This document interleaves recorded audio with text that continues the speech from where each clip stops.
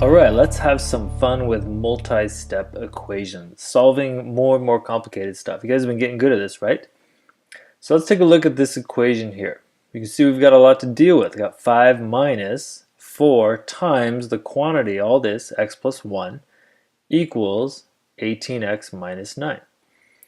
Alright, so a lot to deal with. Where do we begin? So when I'm dealing with a really complicated equation like this, and there's lots of parts, the first thing I want to do is just deal with each side separately. Simplify both sides of the equation. And in essence, that means use the distributive property.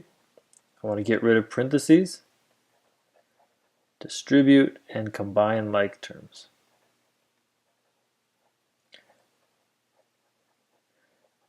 You'll find that if we do some simplification first, treat each side separately, and just, simplify stuff down, it makes the problem a lot easier to then tackle with. Alright, so here we go. I'm going to look at just this left side first here. I'm going to ignore the fact that an equation, I'm just going to go back to everything I learned about expressions. Let's simplify this. I'm going to change this to, instead of 5 minus 4, I'm going to change it to plus negative 4, so I distribute good. Let's do my distributive property. That negative 4 is going to multiply both terms there. So now I've still got the 5 plus negative 4 times x plus negative 4 times 1 is also negative 4. Okay, I'm going to keep going on. Simplifying just this left side, I got some like terms. I have 5 plus negative 4. Those are like terms, and so that turns into just 1. So now I've simplified that down to 1 minus 4x. I changed it back to subtraction there, no big deal. Okay, now, so I simplified the left side. I've still got an equation here, so I'm going to draw my equals sign down, the little line to keep things straight right and left.